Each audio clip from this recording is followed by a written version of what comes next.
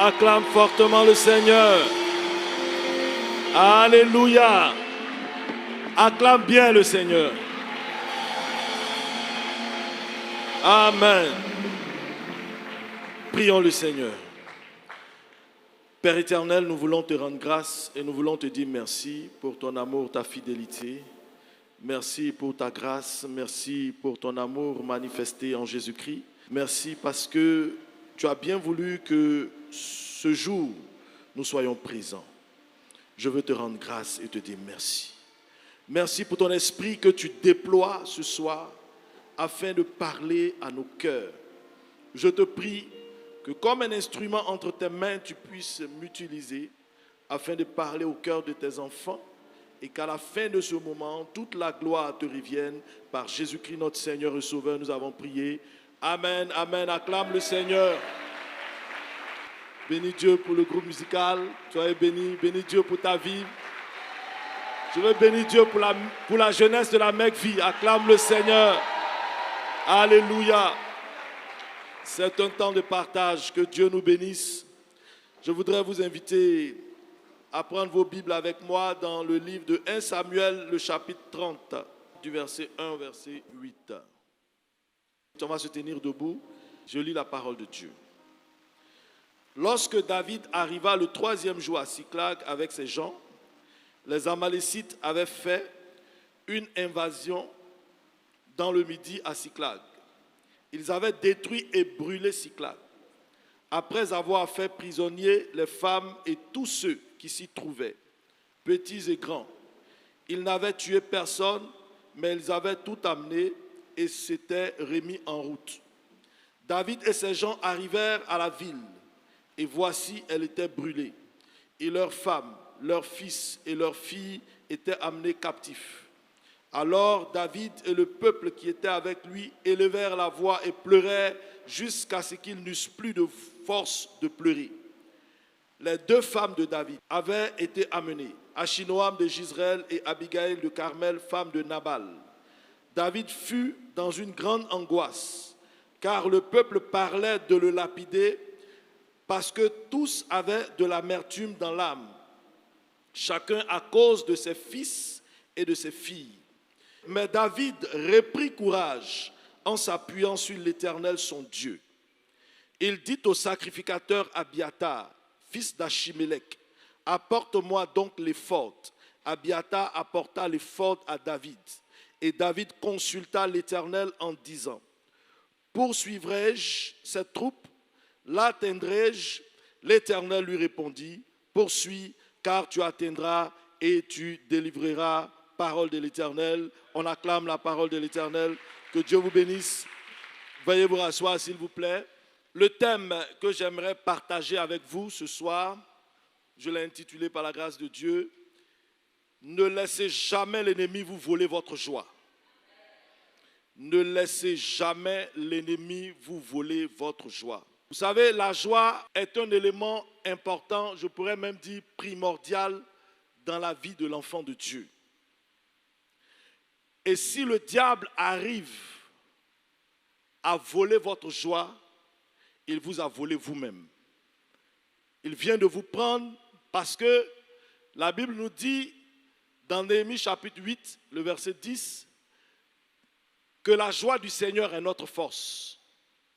Donc en réalité, si la joie du Seigneur est notre force, ça veut dire simplement que la joie du chrétien est le carburant par lequel il arrive à se déplacer. Et donc, ce que l'ennemi guette en nous, c'est notre joie. Parce que notre joie nous permet de combattre et de remporter de grandes victoires. Et si cette joie est sapée par l'ennemi, il vient de nous lier quelque part. Quelqu'un me dira, mais dans cette société où dès que nous nous réveillons le matin, nous n'entendons que problèmes, difficultés, comment pouvons-nous demeurer dans la joie? C'est possible. Je dis à quelqu'un ce soir, c'est possible. Si Paul a pu dire en 1 Thessaloniciens 5, le verset 16, « Soyez toujours joyeux », ça veut dire que c'est possible. C'est possible d'être toujours joyeux. Quelqu'un a certainement un problème d'argent. ça va l'attrister. Tu as un problème sentimental, peut-être une rupture quelque part, ça t'attriste. Peu importe le problème sur la terre, on est toujours victime de tristesse. La tristesse est toujours au quotidien dans notre vie, toujours en train de rôder autour de nous. Mais c'est une chose dangereuse pour la vie du chrétien. Cette histoire que nous venons de lire est l'histoire d'un grand homme qu'on appelle le roi David. Ce qui se passe là dans ce texte de 1 Samuel chapitre 30 ne ressemble pas à David. David est un combattant. David est un guerrier. David se met devant Goliath qui a près de 3 mètres et lui dit, un gringalet, un petit en bas de lui, et il lui dit, tu viens contre moi avec la lance et le javelot. Moi, je viens contre toi au nom de l'Éternel des armées. Voilà un jeune homme qui n'est pas militaire, qui est audacieux, qui se met au devant de Goliath et qui arrive à terrasser Goliath. Il le met à terre. C'est de cet homme que nous parlons. Nous parlons d'un homme qui est capable de regarder l'ours et le lion, de les mettre à terre. Ce n'est pas n'importe qui, c'est de ce monsieur que nous parlons. Et ce monsieur, des temps après, va nous donner cette scène funeste où il va pleurer, pleurer, pleurer jusqu'à ce qu'il n'ait plus de larmes. Quelqu'un dit, ça ne ressemble pas à David. Ça ne ressemble pas à David. Quelqu'un dit, ça ne me ressemble pas. Voilà une situation où David devait pleurer quand Goliath se levait pour dire, qui parmi Israël peut venir au devant de moi? Je vais le tuer. C'est là que David devait dire, mais ça on est foutu. Mais David a pu monter cette colline, a pu enjamber cette montagne. Mais voilà que des Amalécites vont se lever, venir à Siklag et prendre la cité de David. Prendre ses femmes, prendre leurs enfants, prendre leurs biens. Et parce que le diable a pu avoir accès à ses femmes, à ses enfants, à ses biens, David commence à être amer dans le cœur. La Bible dit qu'ils étaient tous remplis d'amertume, au point même où ils ont voulu lapider David parce qu'ils avaient tout perdu avec lui. Alléluia. Mais ce que nous devons savoir, c'est que ce qui se passe en 1 Samuel chapitre 30 n'a pas commencé en 1 Samuel chapitre 30. Ça a commencé en 1 Samuel chapitre 27. Vous allez comprendre pourquoi David était dans cet état. 1 Samuel chapitre 27, verset 1. David dit en lui-même, je périrai un jour par les mains de Saül. Est-ce que vous reconnaissez David? David est poursuivi par Saül. Le grand David qui a écrit le psaume, qui a dit « L'Éternel est mon berger, je ne manquerai de rien ». David qui a dit « Que 1000 tombent à ma gauche, 10 000 à ma droite, je ne serai point atteint. De mes yeux seulement je regarderai, je verrai la rétribution des méchants ». Le même David qui a été oint par Samuel, à qui Dieu a dit « Tu seras roi d'Israël », qui attend la royauté. Il va végéter, courir partout. Et un matin il dit, c'est sûr qu'un jour, la main de Saül va me tuer. David dit en lui-même, je périrai un jour par la main de Saül. Voilà une parole de défaite que David vient de prononcer contre sa propre vie. Bien-aimé, toutes les fois où le diable attaque un domaine de notre vie, il veut nous amener à parler sur nous-mêmes. Quand il attaque tes finances, il veut t'amener à être triste par rapport aux finances. À être triste parce que tu n'as pas les moyens de réaliser quelque chose dans ta vie. Et la tristesse te prend. Et à chaque fois que la tristesse prend une personne, la tristesse va détruire la communion de cette personne avec Dieu. Quand vous êtes triste spirituellement, c'est comme si vous étiez invisible par la main de Dieu. Donc la tristesse coupe la communion que vous avez avec Dieu. Parce que dans le royaume de Dieu, il n'y a pas de tristesse. Dans le royaume de Dieu, c'est la joie. Car la joie du Seigneur est ma force. Et quand le diable arrive à toucher à un pan de votre vie, et que quand vous pensez à ce pan de votre vie, vous êtes triste, alors il vient de vous vaincre. Il vient de vous avoir. Il vient d'avoir le pas sur vous. Une jeune fille est en train de prendre de l'âge, elle n'est pas encore mariée, elle commence à s'inquiéter par rapport au mariage. Les portes du mariage se rétrécissent et vont se fermer. Toutes les fois où vous vous inquiétez pour quelque chose, le compartiment de grâce qui vient du ciel jusqu'à vous s'obstrue, se ferme et vous ne pouvez pas obtenir cette chose. Si vous êtes inquiet par rapport à votre santé, vous serez malade. Si vous êtes inquiet par rapport à vos finances, vous allez voir que vos finances vont se bloquer. Si vous êtes inquiet par rapport à vos enfants vont commencer à tomber malades. Si vous êtes inquiet par rapport à leur éducation, vous allez voir qu'ils vont commencer à disjoncter. Donc vous voyez ce que l'inquiétude peut faire dans la vie d'une personne. L'inquiétude peut envoyer une personne à démissionner. David va démissionner parce que lui-même a dit, a prononcé sur sa vie qu'un jour, la main de Saül va me tuer. Je veux dire à quelqu'un ce soir, le diable ne peut rien contre toi si tu ne lui as pas permis d'agir dans ta vie. Il ne pourra jamais rien contre toi si tu ne lui as pas permis. Tant que tu n'as pas permis au diable de toucher à ta vie, il ne touchera pas à ta vie parce que Dieu l'en a interdit. Le manque de joie va ouvrir la porte à tout ce corollaire de problèmes qui vont venir. Et la Bible dit, David va continuer.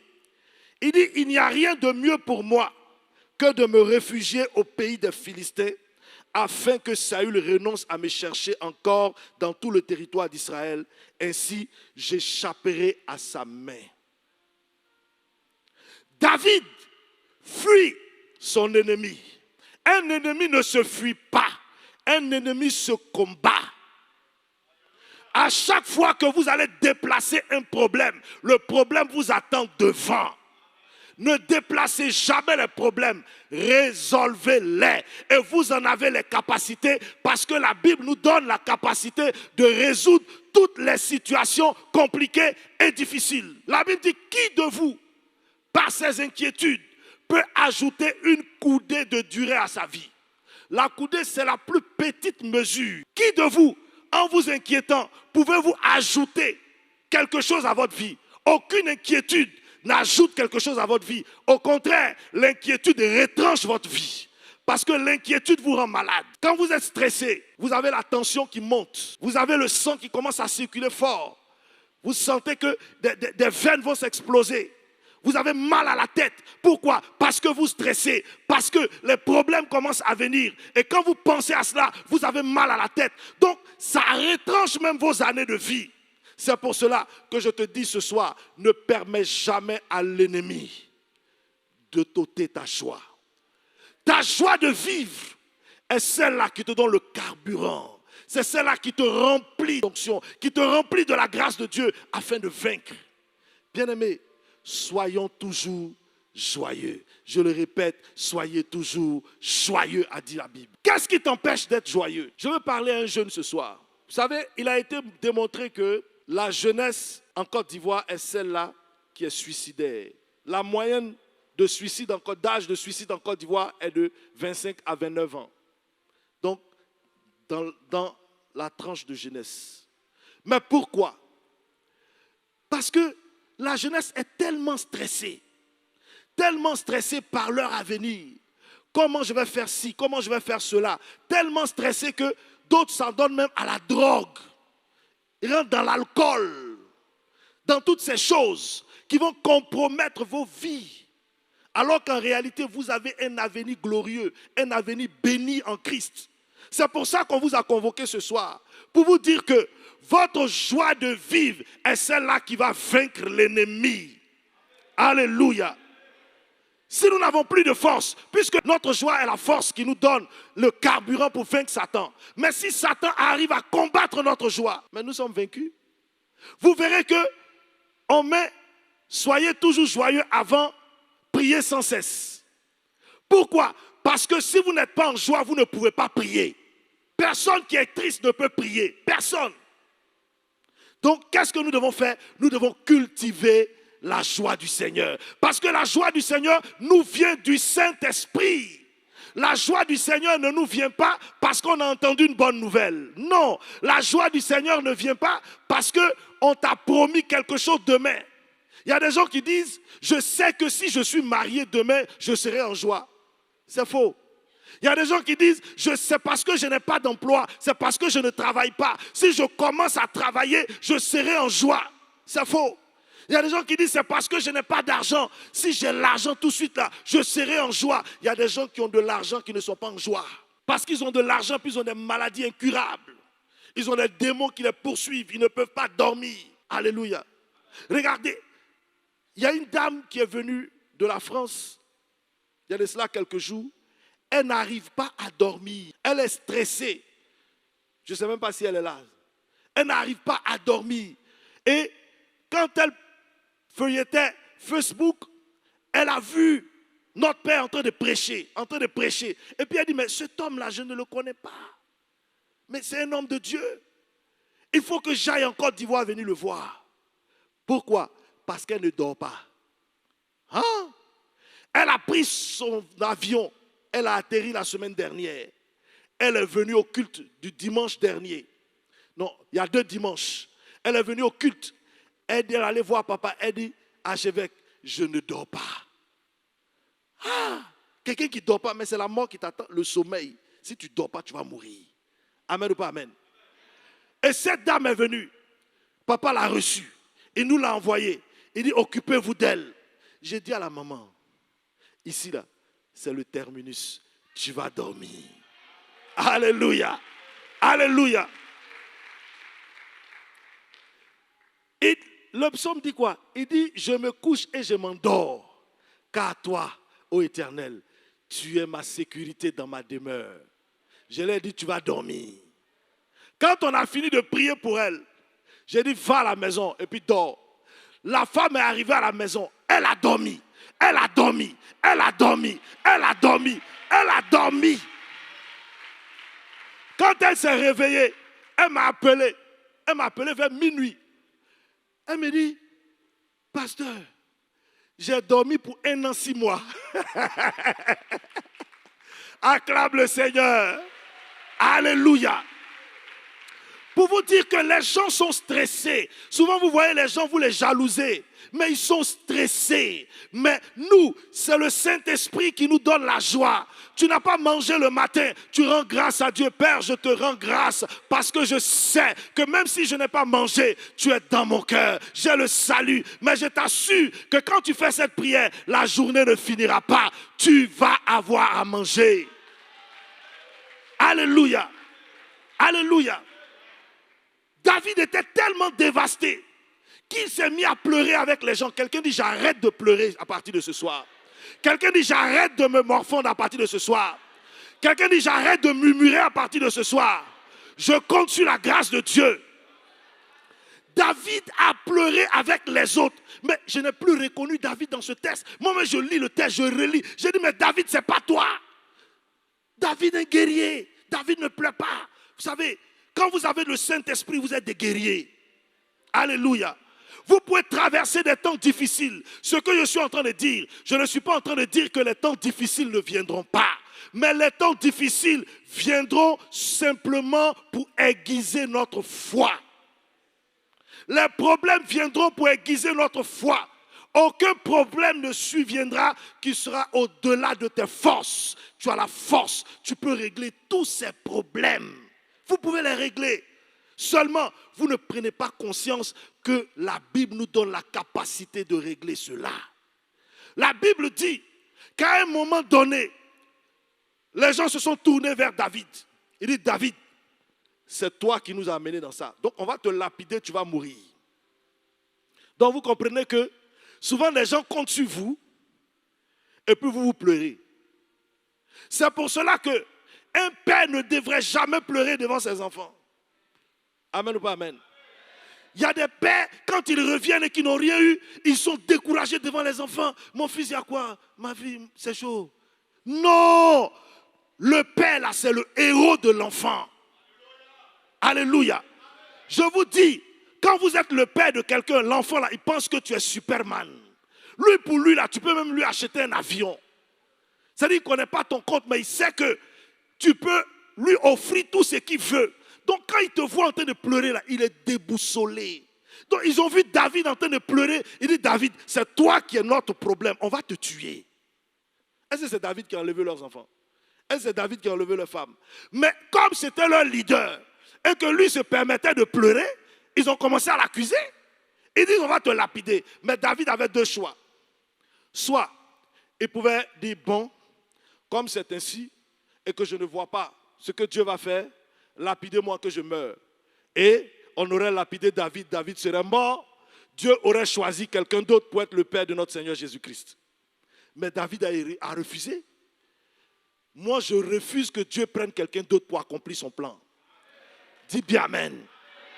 J'ai dit, je refuse que Dieu prenne quelqu'un d'autre pour accomplir son plan. S'il veut l'accomplir, s'il veut le réaliser, que ce soit avec moi. Que ce soit avec toi. Et je déclare ce soir que ça sera avec toi que l'Éternel accomplira son plan. Ça sera avec toi qu'il bénira ta famille. Ça sera avec toi qu'il fera sortir ta famille de la pauvreté. Pourquoi? Parce qu'il a mis quelque chose en toi. La Bible dit, David reprit courage. Quelqu'un dit, je reprends courage. Ce soir, je suis en train de parler à quelqu'un qui est découragé.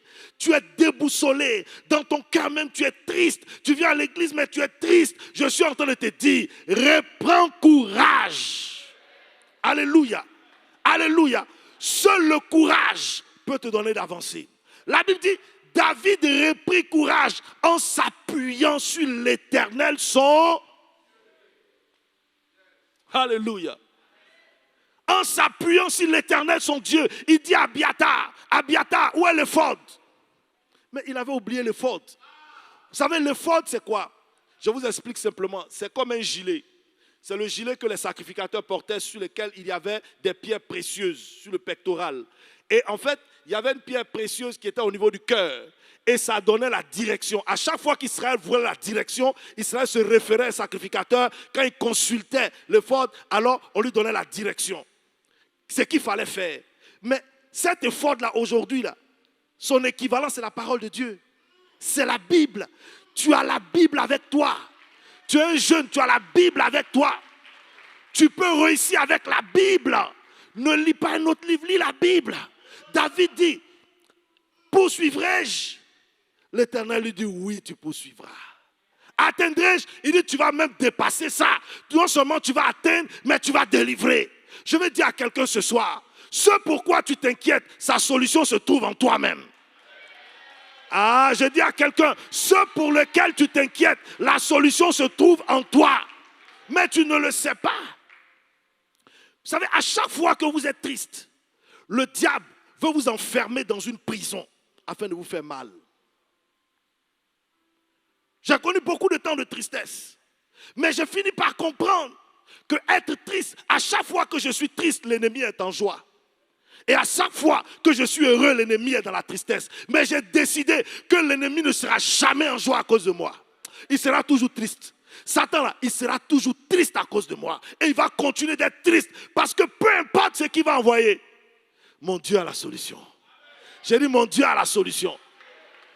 Il y a quelques années, quand je me suis marié, j'attendais d'avoir un enfant. Et puis je n'avais pas d'enfant. 1 an, 2 ans, 3 ans, 4 ans. Les gens m'ont commencé à s'inquiéter. Depuis l'enfant ne vient pas, il y a quoi? J'ai dit, l'Éternel me donnera un enfant en son temps. Alléluia. Et quand 4 ans après, l'Éternel me donne un enfant, 3 mois après, elle a des problèmes pour respirer. Ma fille, elle est là. Elle a des problèmes pour respirer à 3 mois. J'ai dit, mais Seigneur, je ne t'ai pas demandé enfant. Tu me donnes un enfant qui est malade. J'ai dit, chaque 2 jours, on est à l'hôpital. Et puis on revient. Hôpital.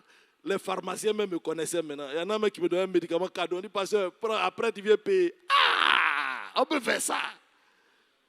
On peut faire ça. Et un jour, j'étais tellement excédé. À 3 mois, jusqu'à 3 ans, on était dessus. Et le médecin me dit, il faut qu'on l'opère. J'ai dit au médecin, il dit, tu es mauvaise. C'est une dame. J'ai dit, mais toi, tu vois un bébé, quand tu as opéré le bébé, comment? Elle dit, mais il faut qu'on l'opère.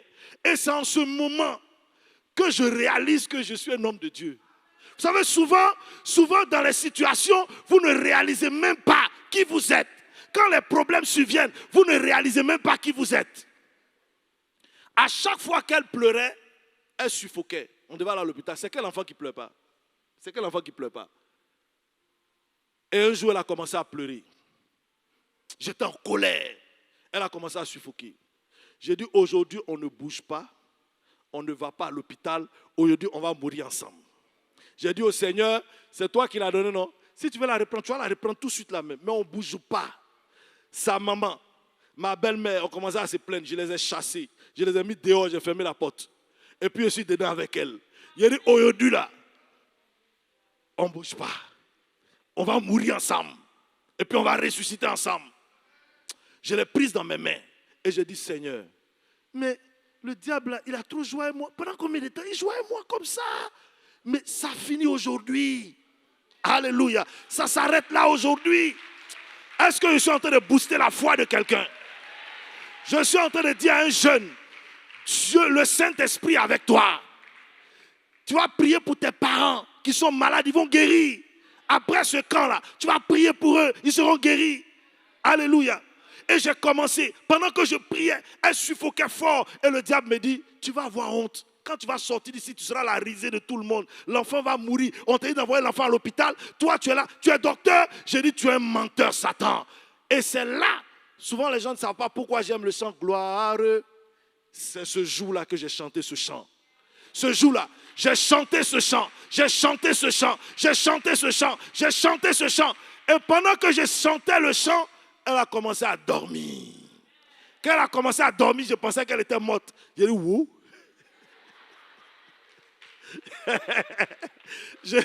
Et puis, j'ai touché, j'ai vu qu'elle respirait. J'ai dit, elle dort. J'ai dit, si elle dort, comme les disciples ont dit à Jésus, si Lazare dort, c'est qu'il va guérir. J'ai dit, si elle dort, c'est qu'elle va guérir. Je l'ai déposée sur le lit. Et puis, je suis sorti. Quand je suis sorti, sa maman me dit, à quoi? J'ai dit, calme-toi. Ma belle-mère, elle-même me maudissait même. Elle dit, si ma petite fille meurt, tu vas voir moi. J'ai dit, mais moi, c'est mon enfant. Toi, c'est ta petite fille, moi, c'est mon enfant. Alléluia. Je vous assure, aujourd'hui, elle a 17 ans. Elle n'a plus jamais fait aucune crise. Plus jamais jusqu'à aujourd'hui. Mais imaginez-vous, j'aurais pu la perdre si j'étais resté à me morfondre. Alors que j'ai un Dieu. J'ai dit, quand tu as un Dieu, tu n'as pas à te morfondre. Quand tu as un Dieu, tu n'as pas à t'inquiéter. Tu dois laisser la joie de Dieu monter dans ton cœur. Vous savez, au milieu des ténèbres, là, il y a toujours une lumière qui paraît. Au milieu des ténèbres, il y a toujours une lueur qui paraît. Et c'est cette lueur que vous devez rechercher. Mais notre vrai problème, c'est qu'au milieu des ténèbres, nous recherchons les ténèbres. Alléluia. Il dit, par ta lumière, nous voyons la lumière. Il y a une lumière qui est en toi. Au milieu des ténèbres, il y a une lumière en toi. Fais valoir cette lumière. Et tu verras des succès, tu verras des grâces, tu verras des bénédictions. Tu verras des choses extraordinaires. En tout cas, j'ai appris à ne pas m'inquiéter. Je ne dis pas que je ne vis pas de situations compliquées, mais les situations compliquées viennent pour aiguiser notre foi. Ça vient pour nous faire avancer. Vous pensez que moi aujourd'hui, là, un de mes enfants va tomber malade, ça va m'inquiéter?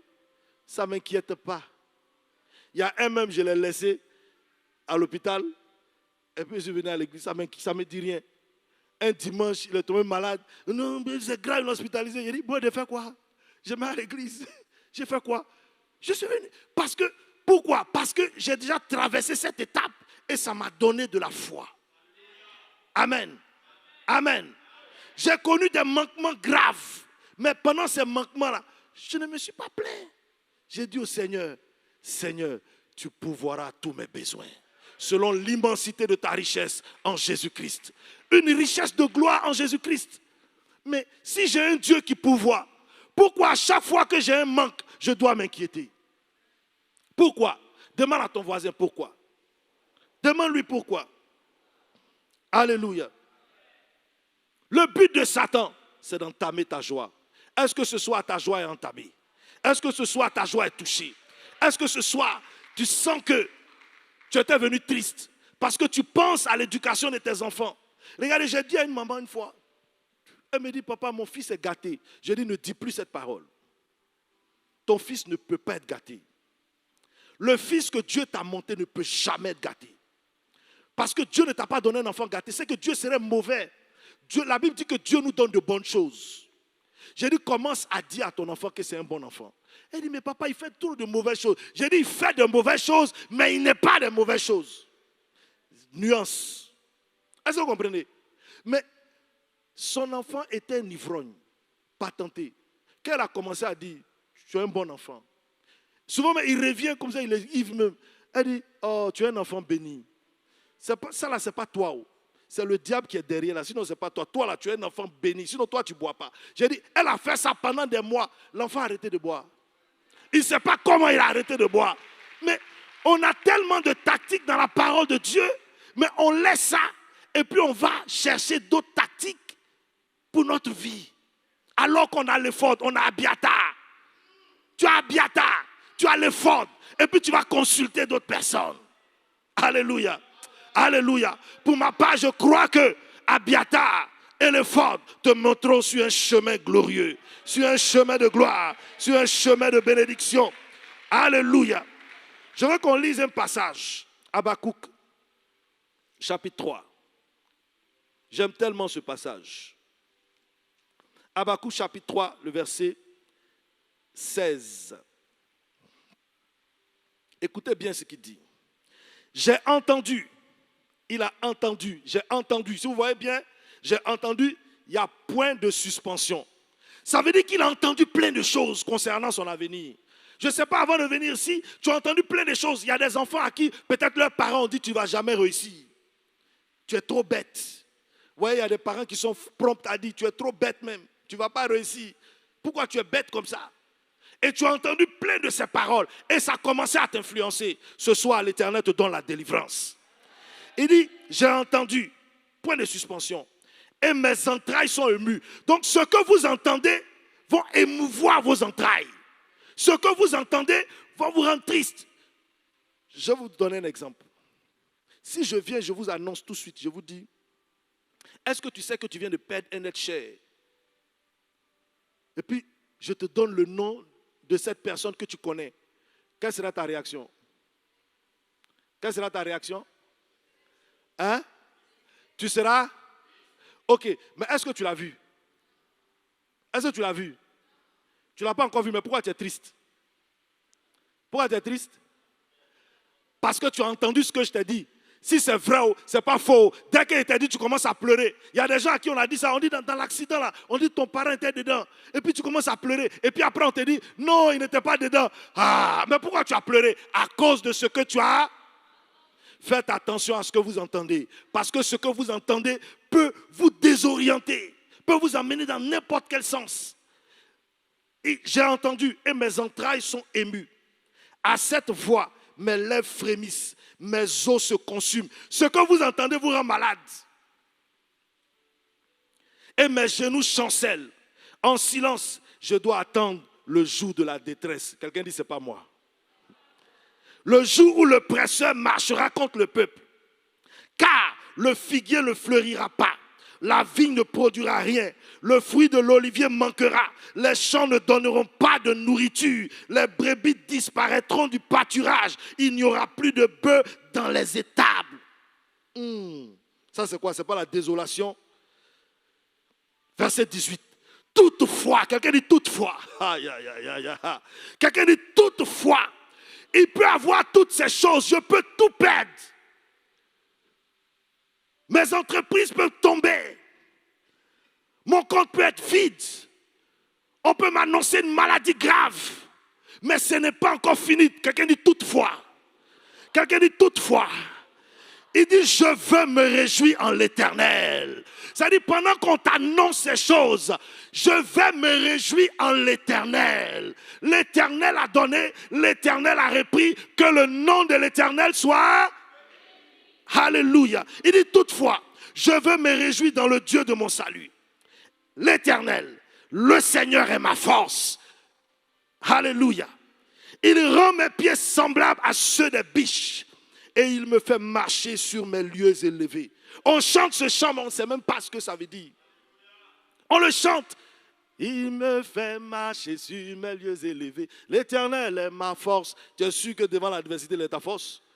Tu es sûr que quand tu as tout perdu, regarde, il dit que le figuier ne fleurira plus. Les brebis ne donneront plus. C'est le désert. C'est-à-dire tu regardes et puis c'est le désert, tu n'as plus rien. Mais quand tu n'as plus rien, tu regardes et puis tu commences à chanter le Seigneur. Tu commences à glorifier Dieu. Comme Paul et Silas dans la prison.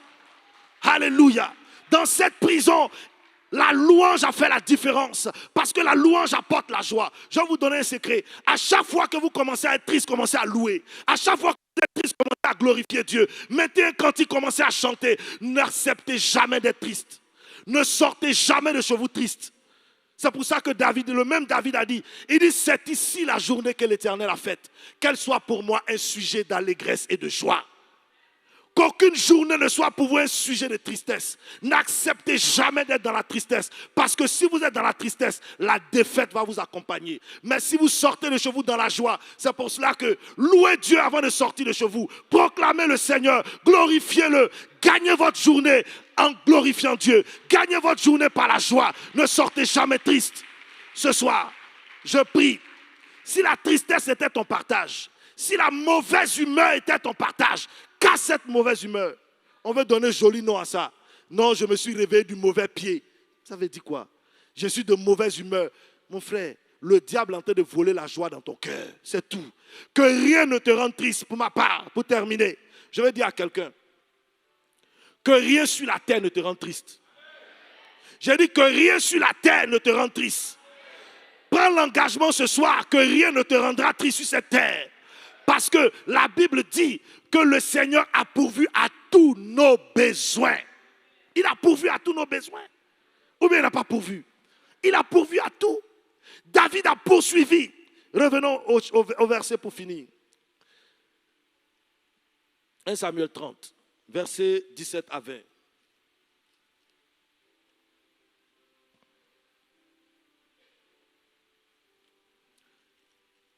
Il dit ceci. David les bâtit depuis l'aube du jour jusqu'au soir du lendemain. Il avait besoin de pleurer pour ça. Et aucun d'eux n'échappa, excepté 400 jeunes hommes qui montèrent sur les chameaux et s'enfuirent. David sauva tout. Je déclare que tu vas tout sauver.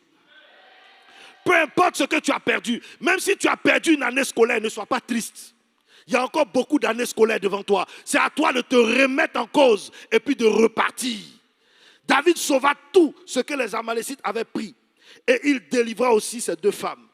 Il ne leur manqua personne. Je déclare qu'il ne te manquera personne. Je dis, je déclare qu'il ne te manquera personne. Peut-être que tu as perdu ton père et ta mère, mais tu ne mourras pas. Et après toi, plus personne ne mourra. Alléluia. Il ne leur manqua personne, ni petit, ni grand, ni fils, ni fille, ni aucune chose du butin, ni rien de ce qu'on peut leur enlever. David ramena tout. Je déclare ce soir dans l'onction et la grâce de mon Père que tu ramènes tout ce qu'on t'a volé. La Bible dit que le voleur rend au septuple ce qu'il a volé. Il vous remplacera les années qu'ont dévoré la sauterelle, le gélec, le asile et le gazam. Cette armée que j'avais envoyée contre vous. Et vos airs se rempliront de blé, et vos cuves se rempliront de mou, car ce n'est ni par la force, ni par l'intelligence, c'est par mon esprit, dit l'Éternel. Et si c'est par l'Esprit de Dieu, si c'est par l'Esprit de Dieu, tu auras ces choses. Par l'Esprit de Dieu, il peut te prendre de zéro pour faire de toi un héros. Il peut te prendre dans la poussière et te lever. C'est pour ça que pendant ces 3 jours, vous êtes venus jeunes. Cherchez l'Éternel. Cherchez-le. Il va se révéler à vous. Dieu s'est révélé à David quand il était jeune. Ce n'est pas quand il était vieux, quand il était jeune. David a fait des prouesses quand il était jeune. Pourquoi nous ne ferons pas de prouesses? Tu es jeune. Tu peux prier pour des malades qui seront guéris. Tu es jeune. Moi, quand je me suis converti, mon père est tombé malade. Je lui ai dit, papa, je priais pour toi. Il dit, mais toi, avant-hier, tu as commencé à aller à l'église, toi, tu vas prier pour qui? Il m'a montré sa Bible et son carnet de baptême de 1900 combien. Il dit, j'ai dit, papa, ce n'est pas de ça qu'il s'agit. Je vais prier pour toi et tu seras guéri. Je lui ai imposé les mains. J'ai prié pour lui. Il a été guéri. Il est étonné. Il dit, ah, mon fils, tu es bizarre, hein? Il y a ça dans toi. Qu'est-ce que vous ne pouvez pas faire? Vous pouvez tout réaliser. Que personne ne méprise votre jeunesse. Soyez un modèle en foi, en amour, en sagesse. Et que Dieu vous bénisse. Que Dieu vous bénisse.